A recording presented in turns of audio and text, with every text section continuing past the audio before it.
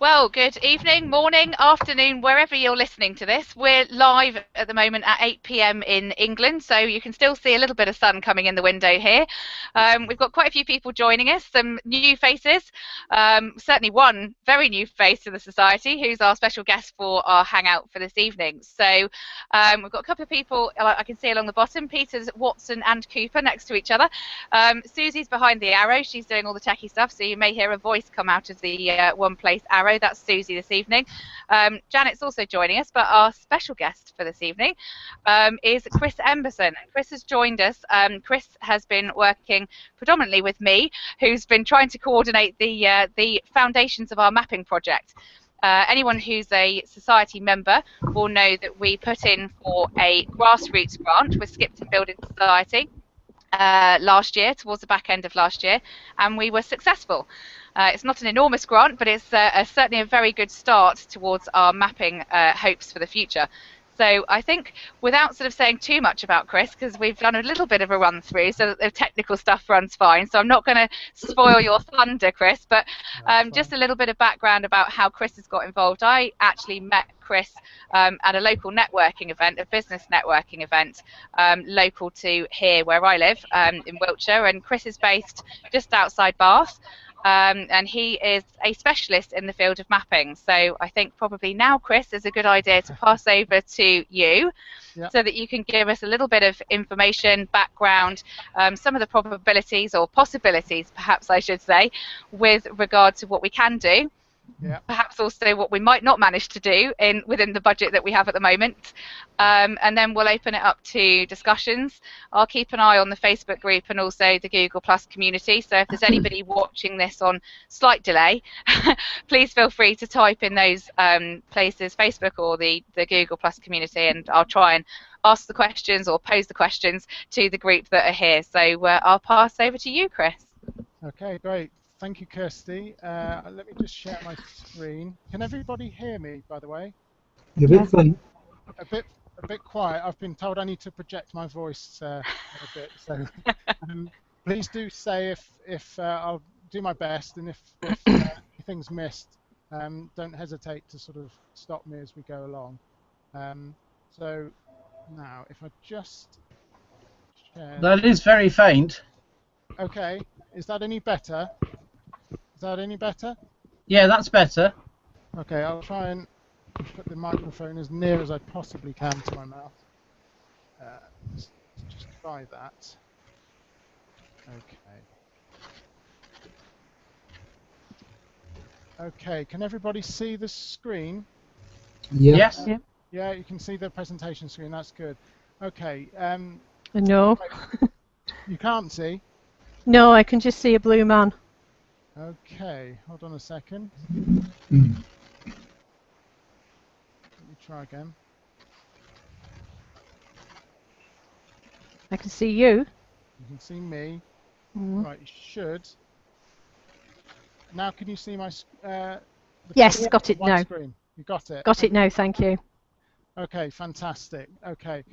Well, thank you very much, Kirsty, and good evening to everyone. As Kirsty said, my name's Chris Emerson, and what I'd like to do over the course of the next sort of 10 to 15 minutes is firstly explain to you all who I am and where I've come from, a bit of my background.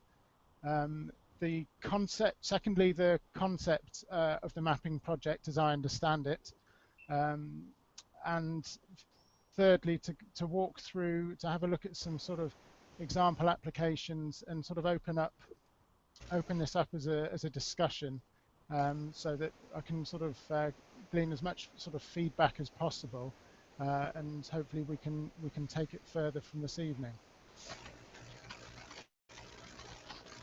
Well, sounds very exciting, I must say. Oh, that's good. Let's hope it stays that way. Well, my name's Chris Emerson. I've been playing around with maps and all things mapping for 17 years now. I studied for a master's degree at Cranfield to get to where I am now, and I've been putting maps and data on top of maps and putting maps on the web pretty much since sort of Google Maps arrived in 2005.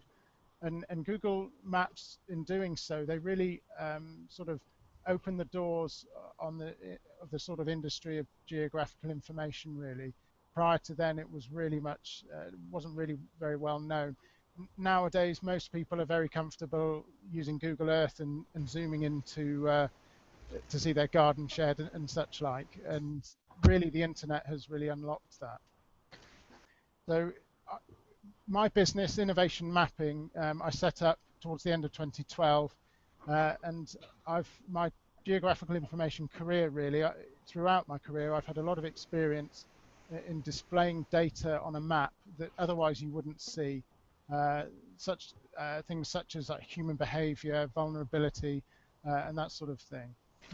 And one project I've been involved in since I started my company is actually mapping broadband networks for the United Nations, and this is an example screenshot of what is currently live on the internet right now, and it's the first ever project to map terrestrial broadband around the world. And to cut a long story short, the United Nations see this as a lack of broadband these days is one of the major hindrances to a country's development. So hence, that's why the UN are involved. And this has been a phenomenal project to actually map this and make this, keep updating this every single month, and to actually put it out onto the web so that it can be used by whoever needs to use it, really. Another project, innovative project I'm working on at the moment is for the police. It's about analysing whether the decision to turn off street lamps has had an effect on crime. And I'm currently working on a large project for Kent Police Constabulary, having done some work for Avon and Somerset as well. And again, that's the type of sort of work I get involved with in sort of visualising spatial data, really. So the One Place mapping project, why do we need a map? Well, as you all know, people and place are intrinsically linked. And what use is a map, really? Well, it brings data to life. That's one of the things it does. You can use it, as I've said, to spot patterns that otherwise would not be visible. And as soon as location is mentioned, really, in any project these days, people nowadays sort of expect a map to appear by default. And it's most people, like maps. They like to sort of feel at home with maps, and it's sort of a nice thing to have, as a reference for your project, really.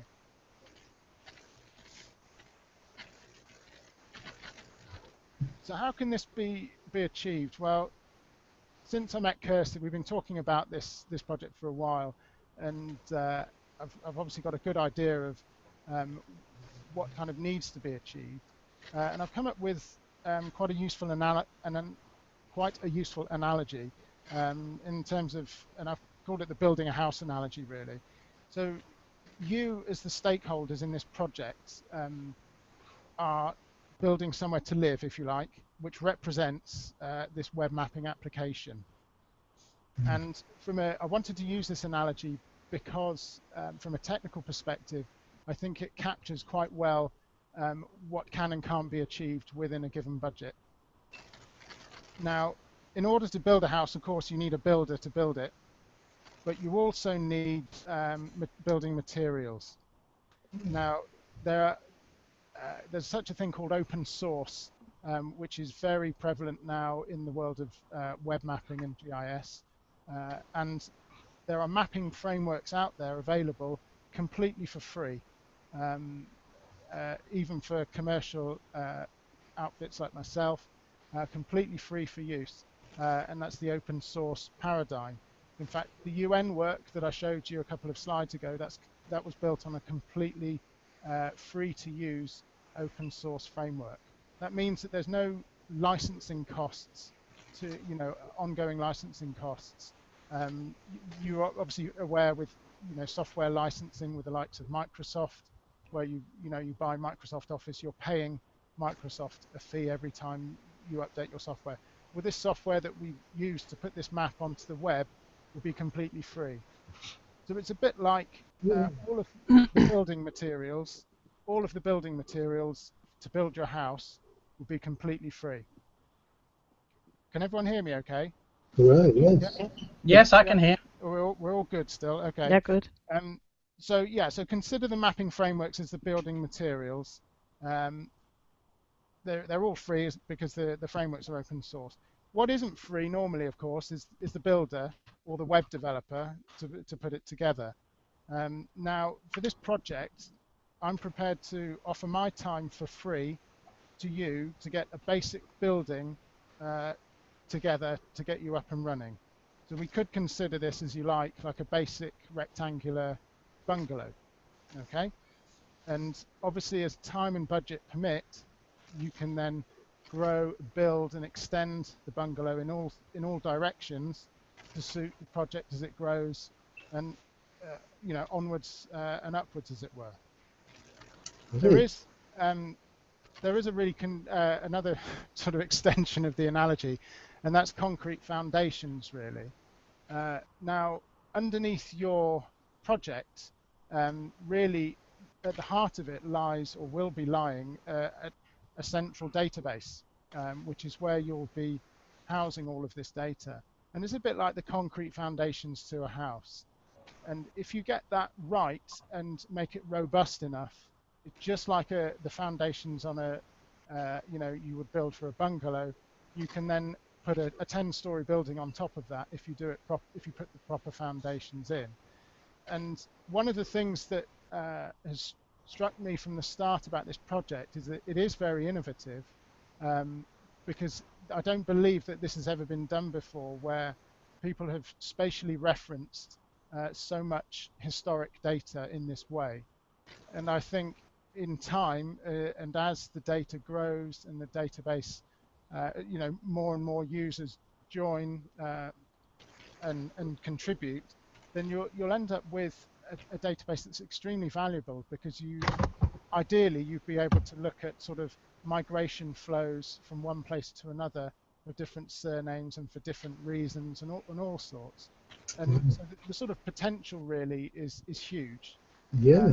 And I think as foundations, the database that houses it mustn't be underestimated. And I think that's a kind of a useful point, really. Yeah. Now, there is the issue of web hosting, which is, again, extending the building analogy. Server space to house your website and the web map would be a bit like rent to a landlord. So in other words, for as long as you own or that your bungalow exists, that, you know, you're paying rent to someone, and this is essentially a server. Now, your initial grant of £500 should be put straight into obviously funding that cloud server to host, you know, to host the site. Now, I use a number of cloud servers for sort of heavy-duty mapping applications, and one I've got at the moment, which doesn't get a lot of use, costs me about £50 a month. And you can liken it to like a normal web hosting package that you might purchase. They work out at about £50 a year. But the reason why this is a lot more expensive is because you have to get right under the bonnet of the server, and you have to tweak lots of settings. That it's basically a dedicated server. It's dedicated for you and no one else to use. That's why the cost is slightly higher. Now, obviously, your £500 would, you know, at £50 a month gets you 10 months, perhaps a year up and running. I happen to know that Amazon Web Services, a short while ago, I don't know if they're still doing it, were offering 12 months for free, which could be a very attractive option, which means you could be somewhere near 2 years before, or, you know, the £500 might get you somewhere near 2 years worth of web space. it's one thing. It's definitely an action point to have a look at the best deals out there at the moment for dedicated web hosting. That's one of the first things to look at, really. And then from that, you can then tell how far the £500 will get you, and how long, and what other funding streams need to come into play, really. Okay. So moving on to, and the web hosting is the only thing that needs to cost anything at this stage. It really is that simple. So options for moving forward. I've seen the functionality wish list, and been through it a couple of times.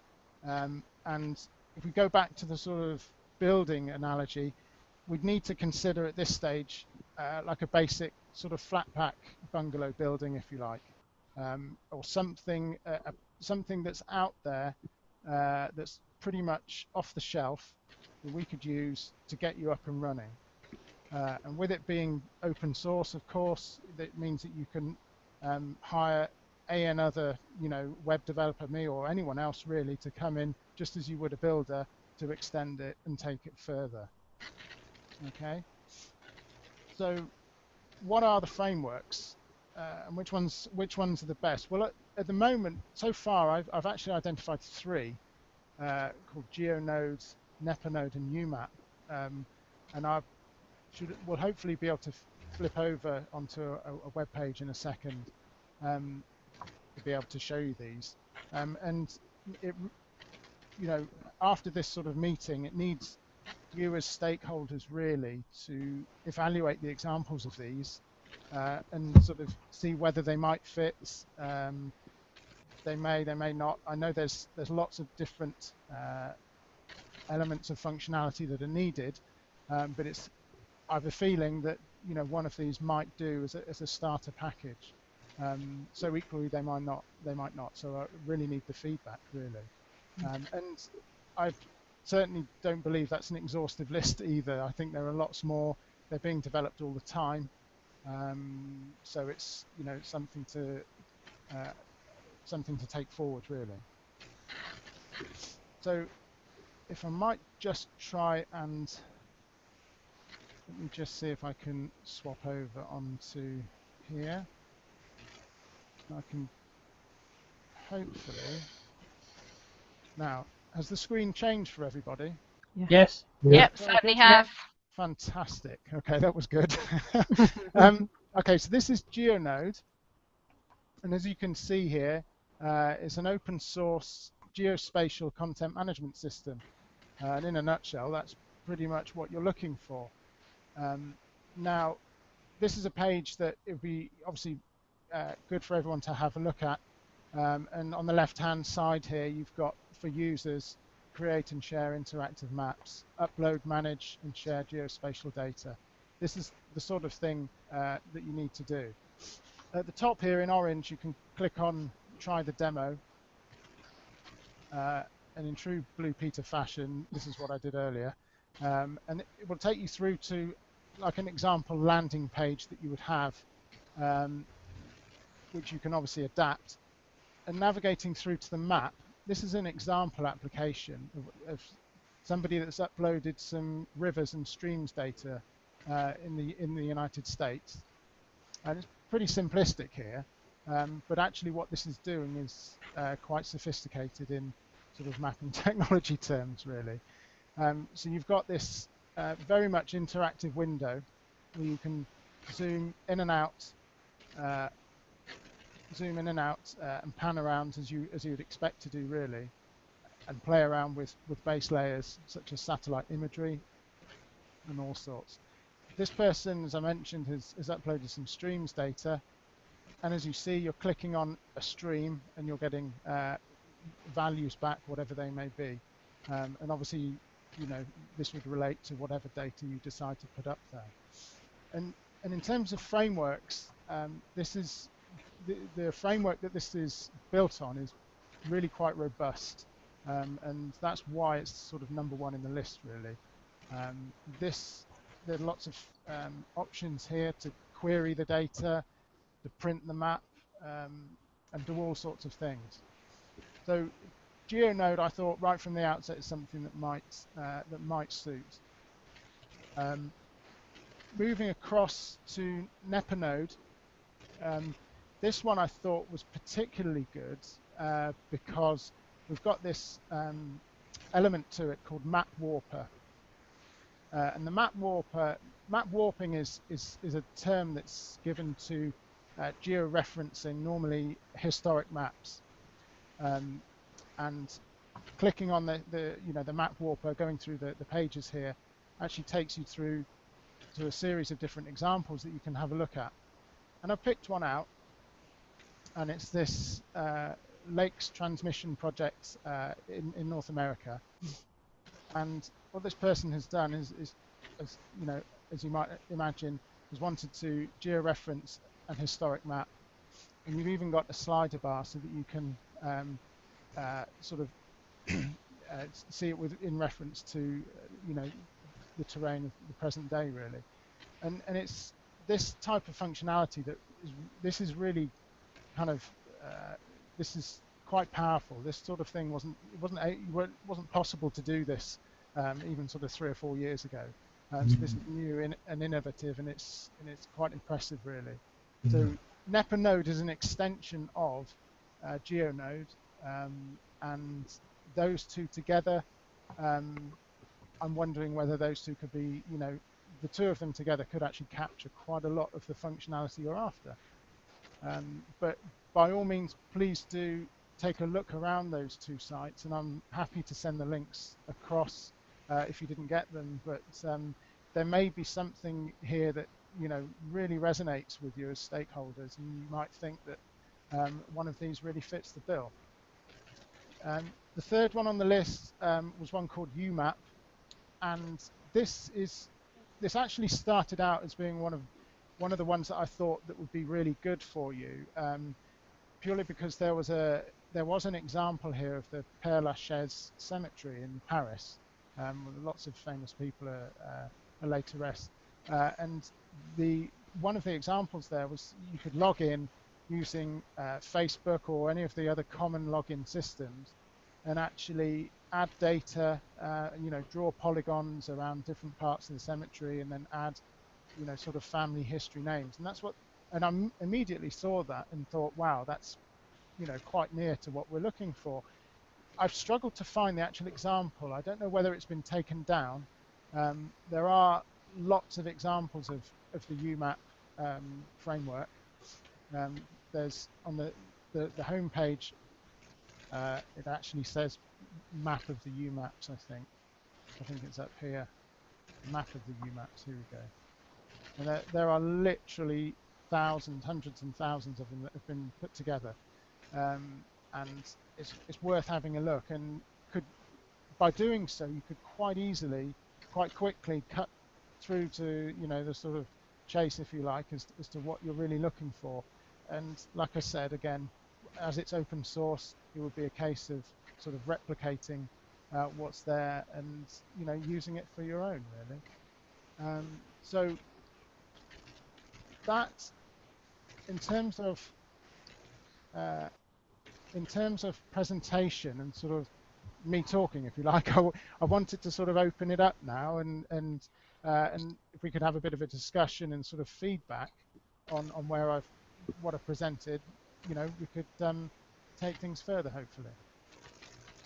That's brilliant. Well, thanks ever so much for that, Chris. That's a great overview of where we're at the moment.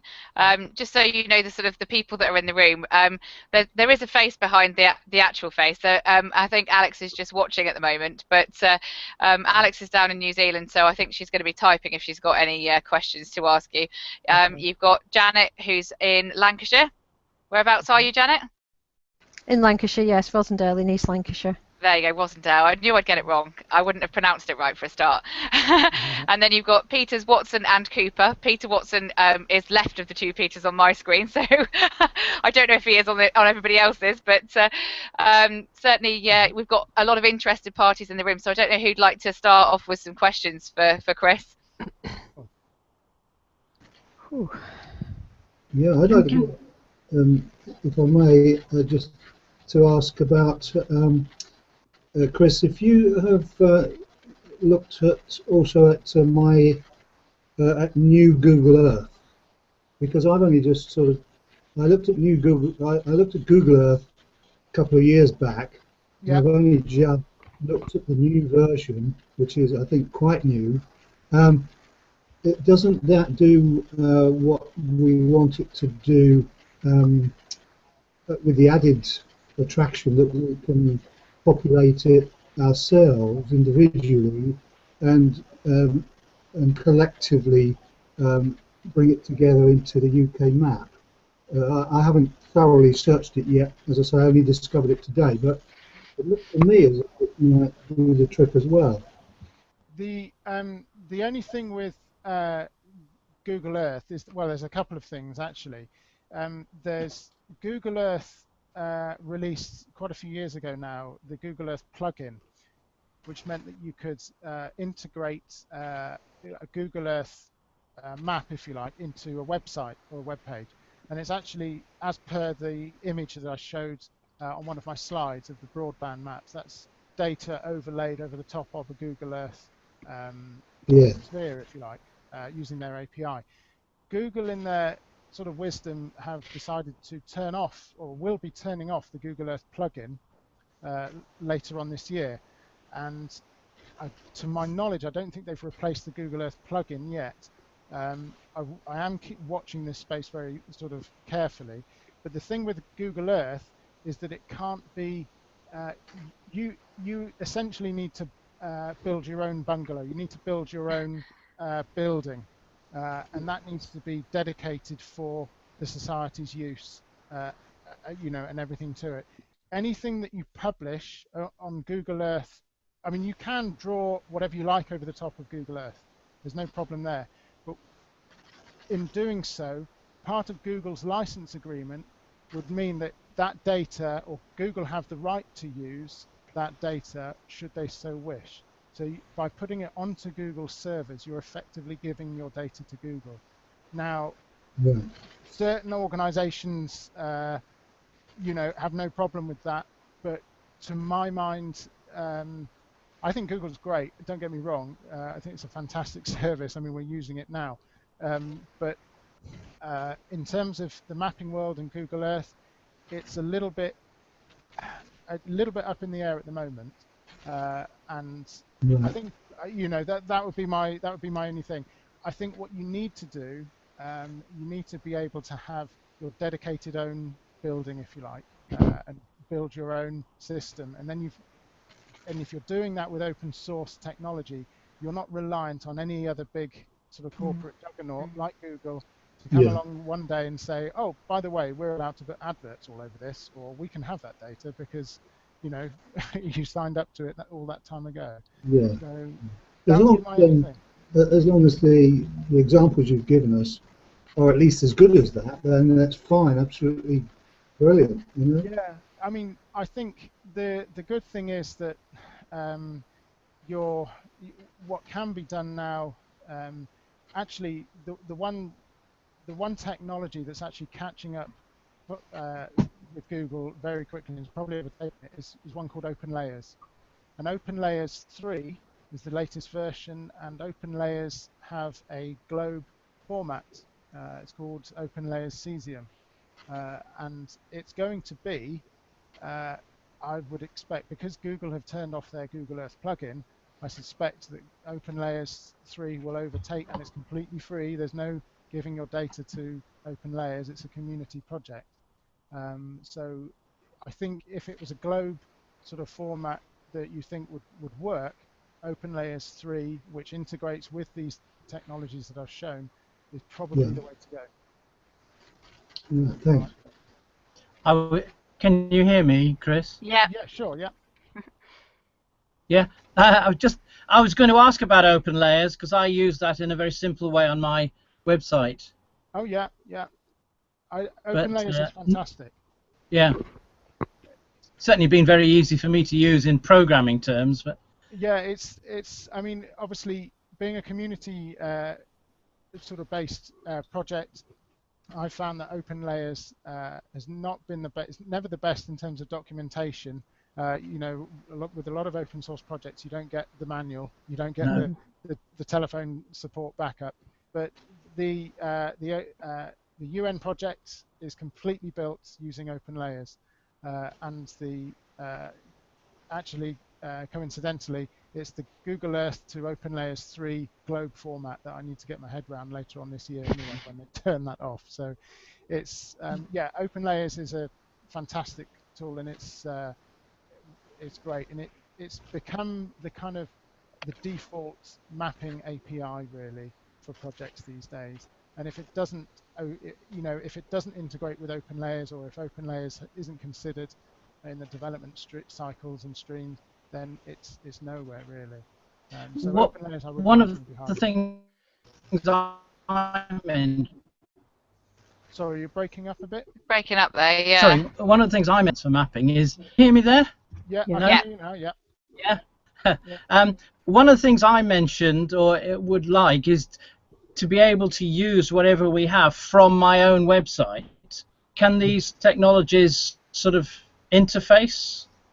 Yeah, I mean, it depends. It really depends on the data. Really, it depends what you'd mean. You know, it depends on the data you've got there, and what sort of interface you're talking about. Really.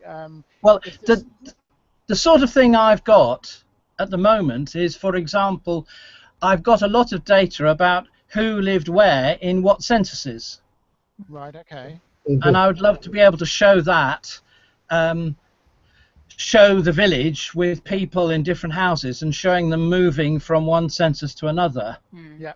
I've already got that in my system, and I'd like to be able to display that well. Yeah. I can. System that I can access.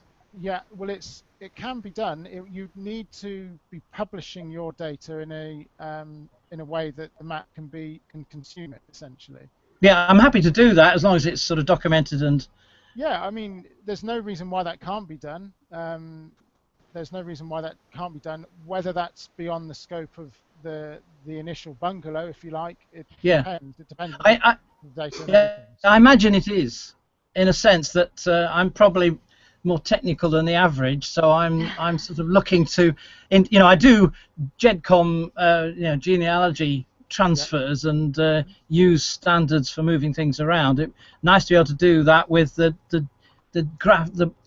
mapping data or the geo data I've got. Yeah. I mean, there's no reason why not. Pretty much most things can be accomplished these days. It depends on the data and the kind of the scope, but I think it's it's certainly something that can be looked at. Definitely.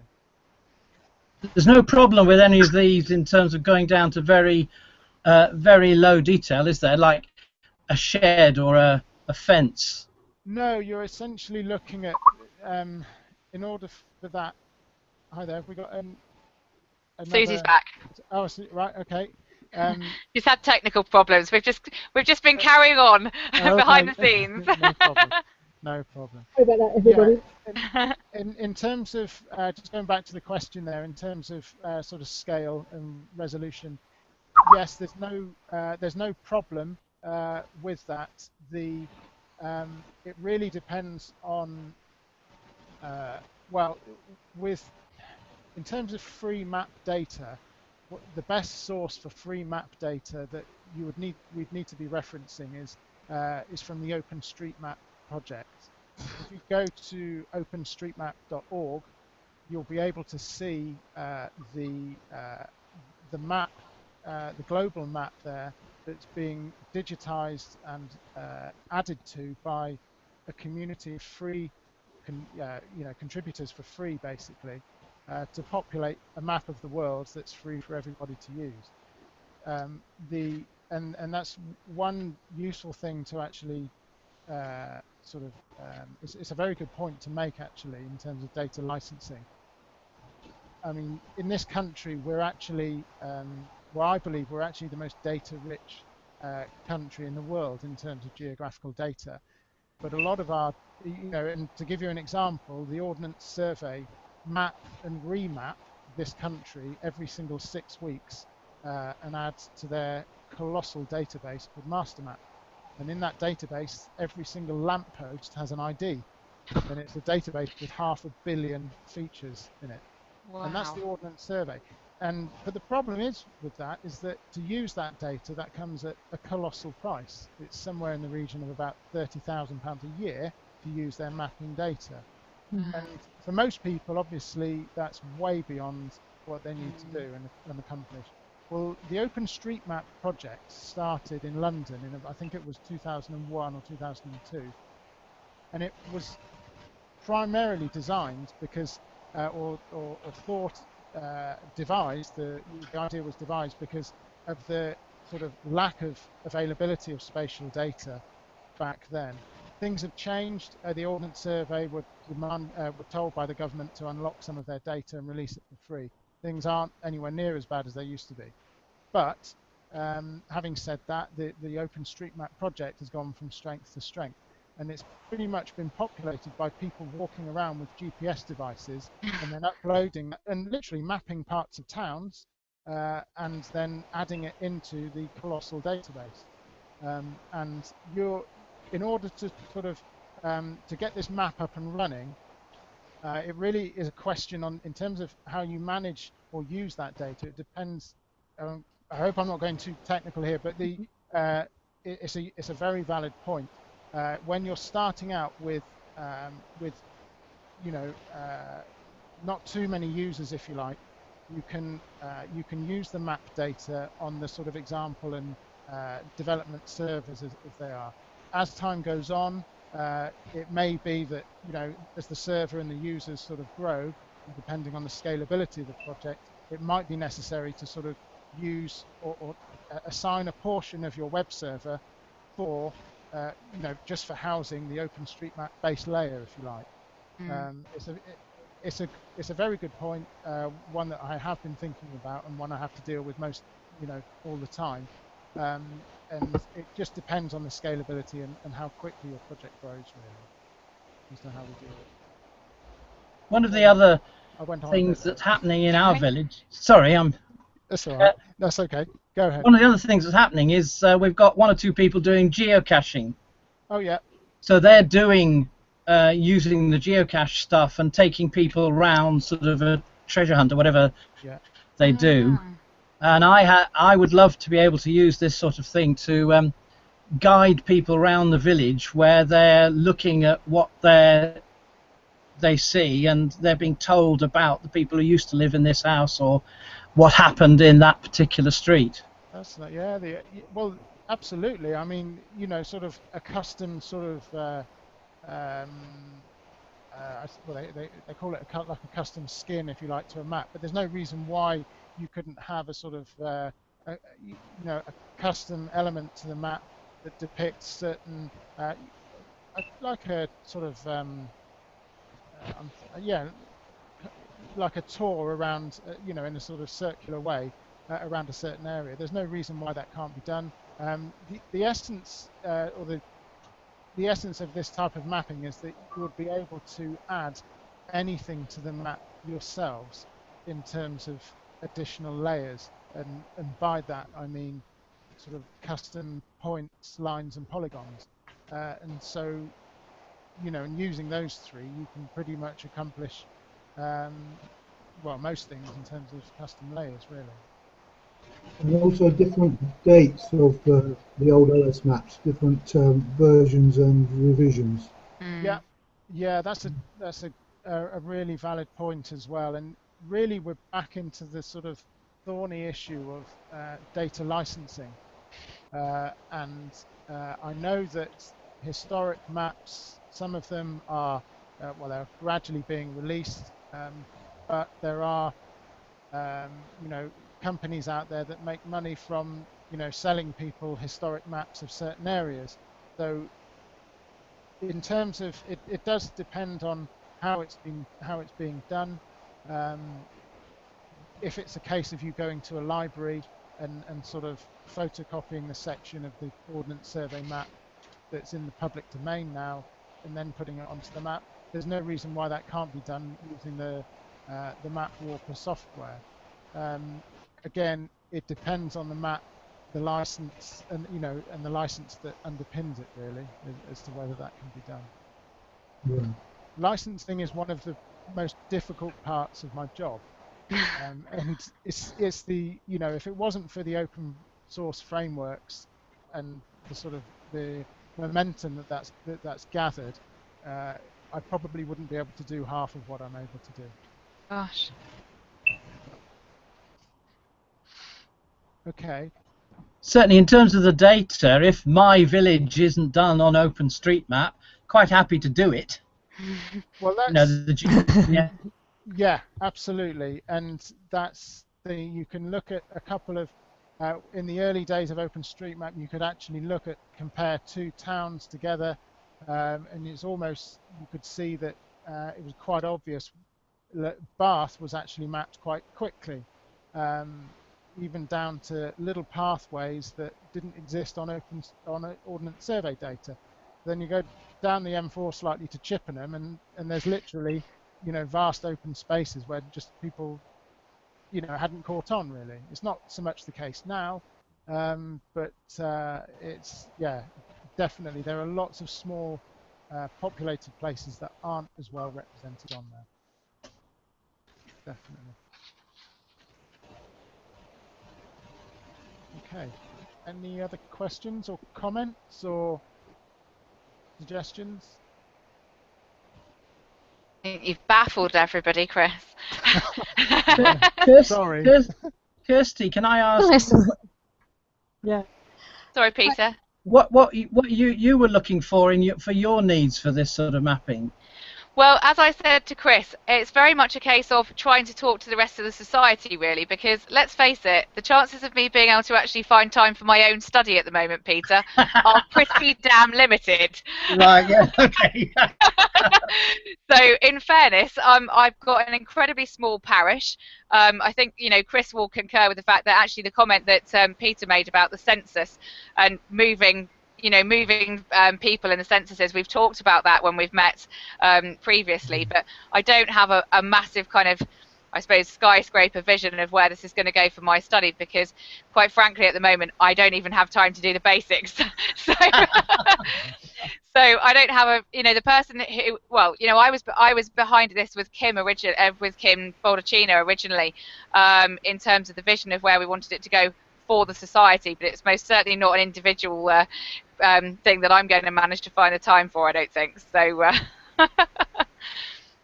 well, I'm certainly wanting to do this sort of thing, and particularly in terms of presenting stuff on the web. For example, the software I use for my genealogy, TNG, as part of that in standard, they have they have Google Maps sort of presentation of where people are. I mean, it's no use for me because that's villages or towns. It's just showing people moving from Europe, old Europe, into New America and things like that.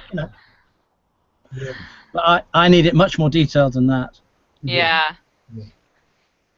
In general, I think the potential. Sorry, go on, Janet. Sorry, I think in general terms I'd be looking at it to do two things. One is, as Peter said earlier, to track meter over time, and whether this is movements or population density or illness, or I mean a few title deeds from various periods of time, which have been nice to overlay and then like move time slider and see how it has changed as new things were added and taken away. And the second is to compare different parameters at the same point in time. So, for example, the area was in July, is quite 1840s, 1850s, and the mixture of geographical, socioeconomic, historical features that brought those together and they had, so that you can take, say, 1850 and look at the coming of the railways, the development of the coal mines, that kind of thing, and integrate those to build a picture of why this happened here and there. Breaking up slightly. I got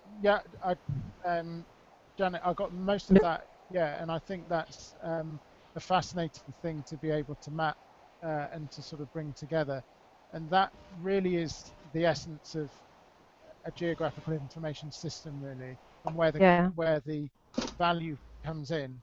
And one of the things, it's a bit like using, remember, I'm thinking of overhead projectors and the clear acetates, where Yes. were used long before the sort of Overlays. overlays and map overlays. It's very similar to that conceptually, and that type of thing. There's no reason why that can't be added. And looking at history in that way is fascinating. Really.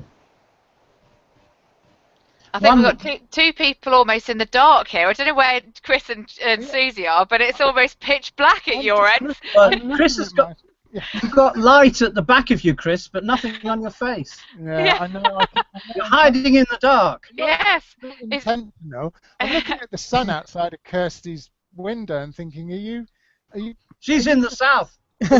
Well, I'm in the south. She's in the south. It's dark where Yeah, I am. Peter, literally, Chris is about 10 miles away from me. All right. Yeah, well, he's facing north then, is he, his window? No, that's south out there. That's south. Which is really odd. Mine's north. That's oh, well, that's better. Sorry, it's not that might be why. Who knows? Who knows? I could try and light up my face, actually, with my... Well, Alex has just said on the side, Chris is a man of mystery, so maybe that's what it is. I might be able to light my face up that's all right. On my phone. Well, Chris, I mean, I think the kind of the question comes back from really the society, which is me. Oh, that's good. Yeah. From us back to you. You know, you're the one who is the house builder, designer. Have you got what you need? Because I know when we've been talking before, we've been talking kind of, this is what we'd like. We did our kind of what we called a Moscow analysis. What we must have ideally in our idealistic world that we like to reside in. What the shoulds, coulds, and well, it'd be nice if we could. But are you in a position from the discussion there to kind of develop? Do you know what we want from that? Have you got any questions back to us? I think I think it would be good, as I said, to go through, have a look at the example maps or the examples of Geonode. It's very difficult to sort of, you have to be quite sort of open-minded about it. It's obviously there's not going to be an application out there, an example that somebody's put up that's going to be a perfect fit. Yeah, that's of course. not going to happen. But sort of have a look, have a play with it, and kind of imagine yourselves using it in the context of how you want to use it, and is this the type of thing? Is it going to fit? I really do think that one of those. I think there is definitely going to be a framework out there that's going to be just right for you. I think it needs, just having a look over this and just to sort of have a look at it and see how good it would be.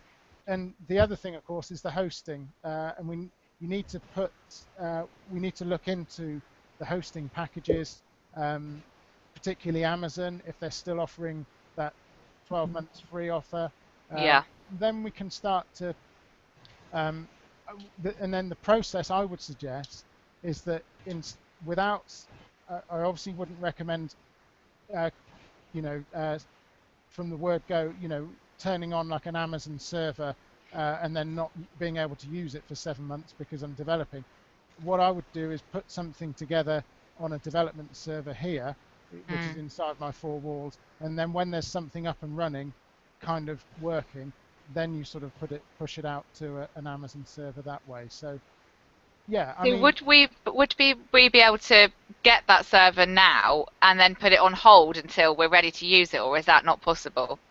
They normally charge you if it's on and up and running, and if you sort of turn it off.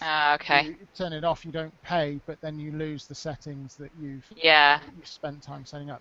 So the thing to do would be to just look into what's available. And the thing is that the world of web hosting and dedicated cloud servers now is just vast.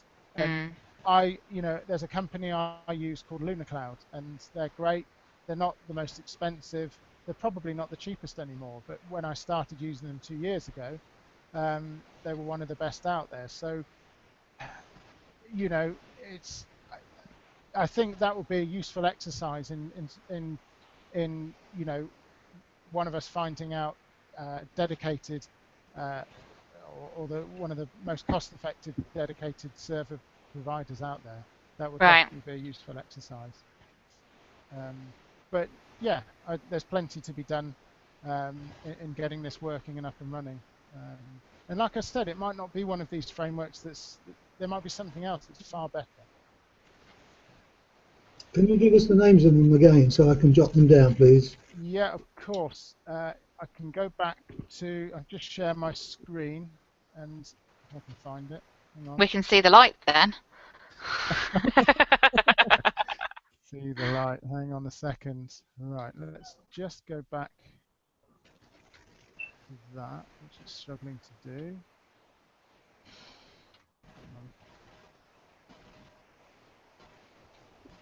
Okay. Ah, there we go. Can you see that? Yep. Mm-hmm. Okay, Geonode. Geonode.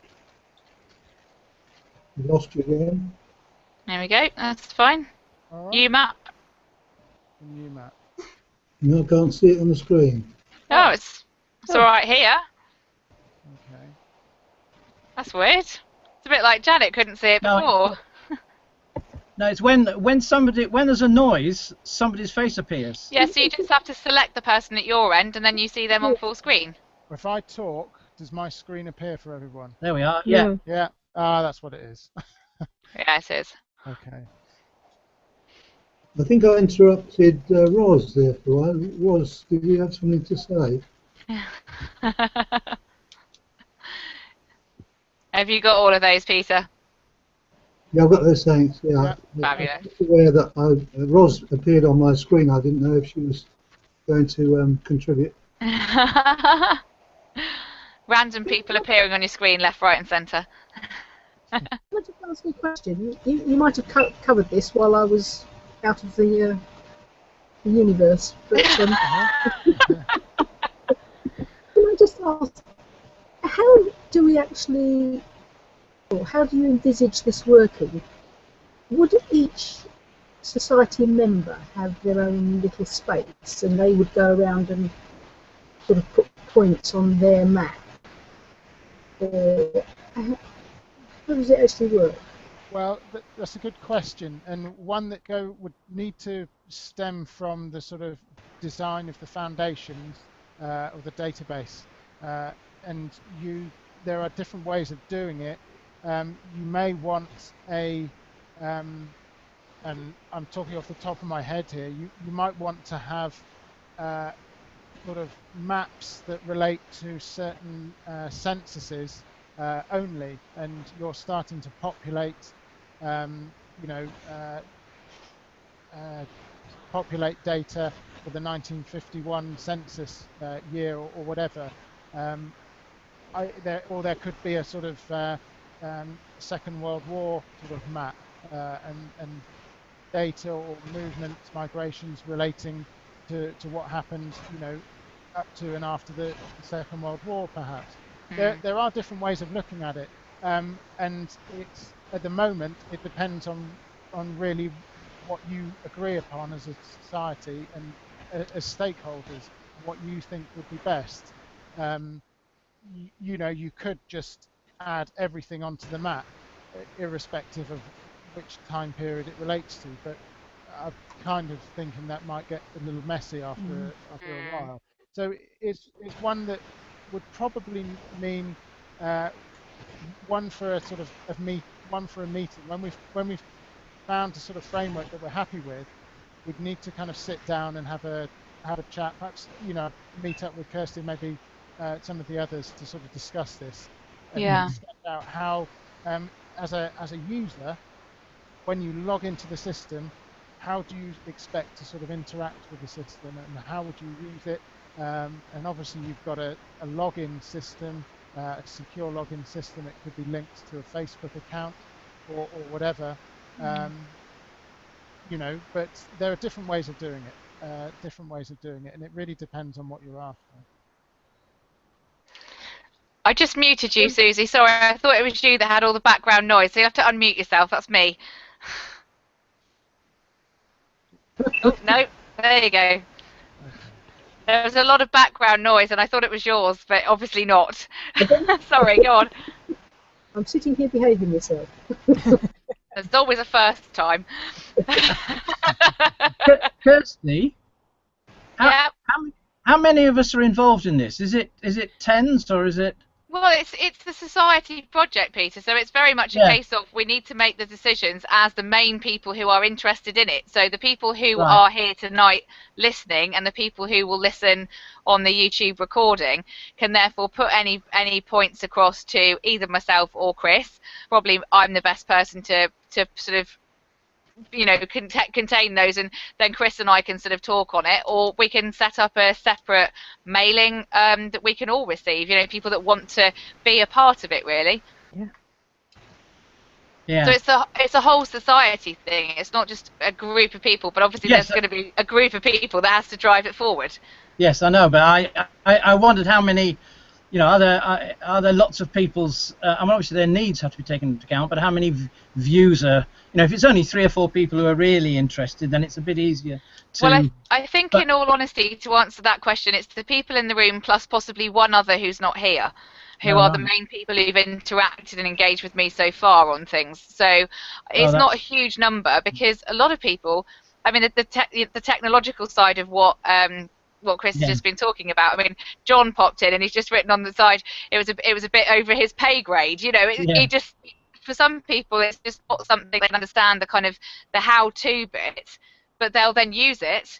Once we've got all of that kind of thing set up. So we need a kind of a group of people that get that side of things to then drive it in terms of the functionality that Chris has been talking about. Yeah. Can I just ask Chris something? Yeah, go for it. I'm not sure I explained this very well. How feasible are you thinking in terms of one big map into which all the data goes? And as you said, that could get very crowded. Or is it feasible to have a series of maps of one that looks at census, one that looks at migration, one that looks at transport, that are society-wide, because that's probably things we're all interested in. But then on top of that, individual members can make their own mini-maps for areas of particular interest in their communities. Well, actually, yeah, I think that's it.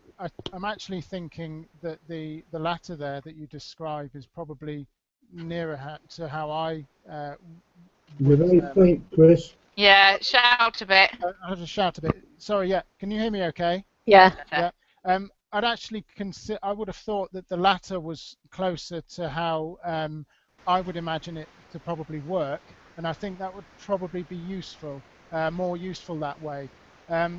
Essentially, the map, if you've got all of the data stored in the database in the right way, right from the word go, then the map can sort of, if you like, hoover up or just display whatever it needs to on the screen, and it's the map is just like a window onto the database essentially, and so you could have a series of like checkboxes down the side.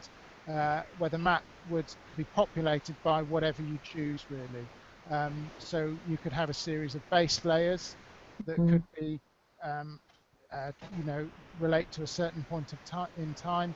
You could have certain transport layers that relate to a certain point in time, as you mentioned. So there are lots of different ways of doing it, and it's that sort of early thought process that needs to be, it's going to be one of the key things really in sketching out how it works. And could you have, say, Janet's maps and Kirsty's maps and Peter's maps, so that, I mean, publicly available, but that if somebody's particularly interested in one area, they can go to that and focus in on those? I think so. I think that one of the ways to do it would be to have, probably you're going to want some maps that you'll want to keep private to your certain profile, or others that you're happy to be publicly available. So perhaps there's the public-private sort of way of looking at it, really. And there's no reason why that can't be done in this type of context. No reason at all. Thanks. Presumably, Chris, the Like common, Google, sorry, would it be a bit Sorry. like Google Earth, where you can have overlays, where you can zoom into a bit and Yeah, you we open talked about Yeah. Google Earth earlier on, Susie, when you had technical problems. it? Okay. But I mean, for instance, so you'd have something like a checkbox that said overlay 1851 census and overlay 1861 census. yeah. But you'd do it for the whole of the world, Uh, or well, obviously, Anything big.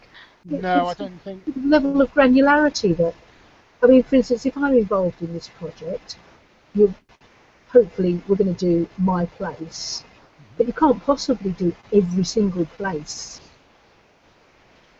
How would you? It's just too much. It's too much data, isn't it? Yeah, far too much. I mean, in terms of, you'd need to be quite selective about what you're showing on the map. Hmm. Yeah, there, and besides that much, data doesn't exist for the whole world for Yeah. every. I mean, the census is only sort of this country in that respect, and even then, data pertaining to that is in terms of digital format is Yes, not but what if really. somebody in the States wants to do the 1830 census or the 8, or Well, it would the depend. countries with Yeah, grid bands, and as we're an international society, you can't say we're only going to do England. no, No. no. That's right. No, that's right. Well, it would entirely depend on the data that they have available, but there's no reason why that can't be integrated into the map. Data in the States is far more open and far more freely available. I would Oh, okay. imagine that there's a huge amount that um, you know the map could be populated with US data probably much more readily than over here, I would imagine.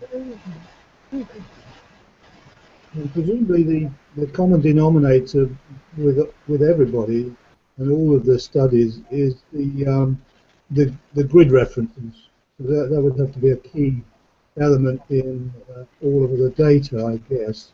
Hmm. Yeah, absolutely. So the it again, depending on the data that you're actually adding in, it may well be referenced to British National Grid (BNG). It may have a global referencing system called WGS84, which is your latitude longitude coordinates. Oh, The MapWarper software would be no doubt takes that into account, because you're essentially warping, you're treating the map, if you like, a little bit like a sheet of rubber, and you're essentially stretching a flat piece of paper to a curved surface, essentially you know yeah. the surface of the globe. So warping it in that way, and then you're pinning it essentially to stay there. So it's Hmm. called georeferencing. That would be part of it, yes. Okay, well, I think we're kind of at the top of the hour. So, in terms of actions, Chris, what do you need from us? You need us all to use the three different things that you've been talking about, the Geonode, a NEPA node, and I forgot the other one, but I wrote it down. UMAP. And feedback. Would it be easier just to come direct to you? Are you comfortable with everybody emailing you direct? Yeah, absolutely. I see no problem there whatsoever. You can go to my website, or I can give you my email address separately. Yeah, I think there's three things essentially. So there's excuse me, there's the evaluation of the frameworks that I put up there, and certainly in the context of the functionality that you're looking for, and whether you thinking outside the box, whether they could work.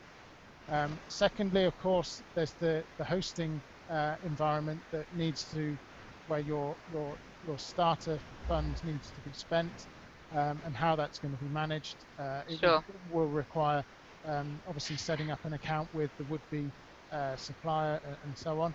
And thirdly, I think, with that in mind, you know your sort of aspirations as a society for how the you know, once the £500 has been spent, you know, how Then what? is it memberships that are going to fund? I think what sort of revenue stream, if you like, is going to be able to feed the map in that way. I think those are the sort of three main considerations, really. Okay, that's brilliant. Well, I've put Chris's email into the side chat window so people obviously who are in the room can see it. But if anybody wants to contact Chris direct and is watching this, you know, on record on YouTube, then if you write to me, then I'm sure I can put you in touch. And pass on Chris's email address if you're not able to find it. His website is innovationmapping.com, so you can find him that way too. So I think probably at that point it's time to say thank you, well, an enormous thank you to Chris, who's done a huge amount. You know, he is working for nothing for us, which is enormously appreciated, so that we can actually put all that funding into the actual software and hosting and so on that Chris has talked about. So thank you very much. Alex has just typed thank you from way down under in New Zealand. So she says thank you very much too. She's our treasurer. So on behalf of all of the society members, thank you, Chris, because I know you've put an enormous amount of work behind the scenes already, and we're not even at the point of actually really building it yet. So thank you, everyone who's given up time for all of us this evening time, actually, apart from Alex. So hopefully you've got a good gauge of where things are at and what's achievable within that £500 budget in terms of building our little bungalow. I'm looking forward to seeing the bungalow start with all the little foundation bricks. So that's brilliant. Thank you ever so much, everybody. And I think we'll switch off the broadcast now. Thank you. Thank you.